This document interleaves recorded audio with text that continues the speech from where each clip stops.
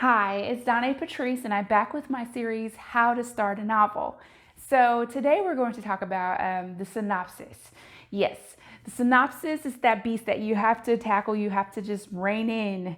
And not a lot of people talk about it a lot. And I know a lot of writers have questions as to how to conquer the synopsis.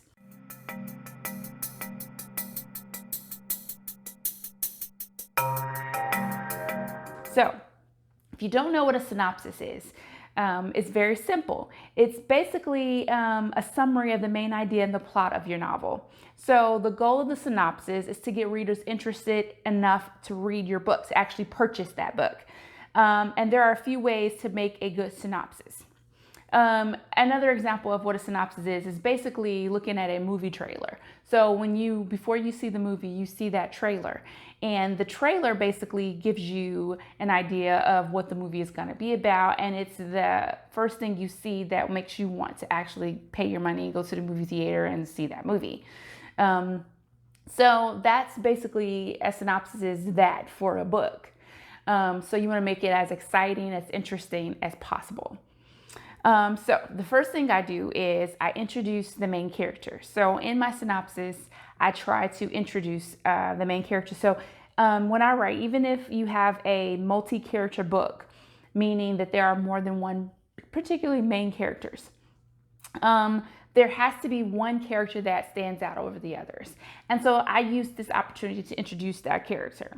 So you're not doing an intense intro, so you're not basically doing like a real deep background on this character. You're just giving a little tidbit that might keep the readers interested. So, for example, you can say, this is Jane Doe, an attorney with Pete Peterson law firm. Life for her has been crazy. Something like that. You want to start it off something like that. So you basically want to include something about him or her that is important. So in that case, she's an attorney. So you find that out immediately. And that might be something important in the novel to know, or a police officer or a doctor. Like you can do occupation, or you can just do something important about that character's life in that regards. So the next thing you want to do is introduce the main conflict. So you can have multiple conflicts in a story. And that's what keeps stories interesting. You know, you have one big main conflict, and then you have some smaller conflicts that they have to overcome throughout the story. However, in a synopsis, you want to pick the main conflict that affects the main character. So this is where, in this part, you can also introduce other main characters or important people in the story. But you want to make sure that you pick the exciting aspects of the plot. What trouble is this character going to get into? So that is very important in a synopsis. I personally write with at least 3 main characters. I picked the most important one to introduce a character as my main character. And that is who I frame my story and my synopsis around. Then I use the plot to introduce the other main characters. So in my synopsis, I might start off with Jane Doe, and then I might go down to Jane Doe number 2, or John Doe, who actually has an interaction with that main character and who affects that main character, because it's not maybe just things or circumstances that affects the main character. It can also be other people. So that I use that opportunity to introduce maybe 1 or 2 other people that affect that main character. So the next thing I do is I'm very careful not to reveal too much information. So be careful not to reveal too much information. If there's a twist, you can hint at it, but I would refrain from letting readers know too much. Like, don't do it. Because think about it. There have been movie trailers or synopsis that I've read, and recently, as a matter of fact. And once that movie trailer is over, sometimes I'm left feeling like I've just seen the movie. Like, what's the point of me paying my money going to the movie theater to see something I literally just saw? Like, they gave away way too much information.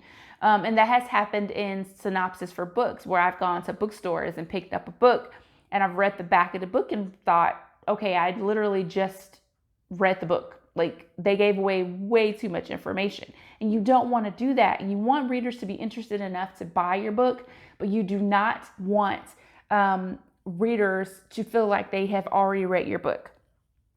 So if you reveal too much, you don't leave an incentive for them to pick it up. So you want to put the most exciting plot issues in there, but you don't want to reveal, okay, that there's going to be a twist or something else exciting is going to happen. You don't want to reveal that. You want to make sure that you keep some stuff tight to your vest, so that they can enjoy the book without feeling like they've already read it. Finally, you want to end with a description of what you can find in the book. So let's say you find a theme of love, friendship, and betrayal. So you want to end with that. Say, this is what you're going to feel. These are the emotions that are going to be portrayed in this book. So I'm not saying you want to tell the readers how to feel or what they should feel, but you want to give them the overall theme of the book. So if it's a romance, you want to give them that overall, this is going to be a romance. If it's a fantasy, you want to give them that overall theme of, this is going to be a fantasy. You want them to know what they're getting into. And you want to give an overall view of what the character will face as they travel along their journey to transformation. Because if for any writer, we all know that the main character has to have a transformation. So in the synopsis, you want to hint at they're going to have a transformation, because that's just what characters do. But you don't want to necessarily say whether it's a transformation for good, a transformation for bad. You just want to let them know things are going to change. There's going to be a conflict and things are going to change for this person. Okay, so as I've said before, a synopsis gives a reader a sneak peek into the book, plot, and the main character. It is one of the most important parts of a book, so do not take it lightly. You do not want to skim over it or just throw something on the back of the book just to have something on the back of the book, because this makes the difference between a reader picking that book up and buying it or putting it back down on the shelf or downloading it to their device.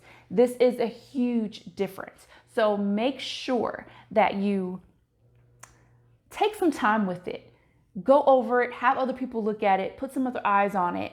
Take your time to write a good synopsis, just as you've taken your time to write a good novel, just as you've taken your time to think of that title. You want to make sure you take some time with that synopsis. Okay, so that's all that I have for a synopsis, and I hope this video helps you, because like I said, a synopsis is very important. If you have any questions about synopsis or questions about anything, you can comment below and I'll get to them as soon as I possibly can. I'll make sure that I'll answer your questions. You can follow me on Facebook, Instagram, and Twitter and ask me questions on those formats. Check me out on Amazon. My books are there, and you can see what my synopses look like for those novels. So make sure you subscribe and hit the bell notification so that you're notified of any new videos that I post. And I'll see you in the next video. Bye.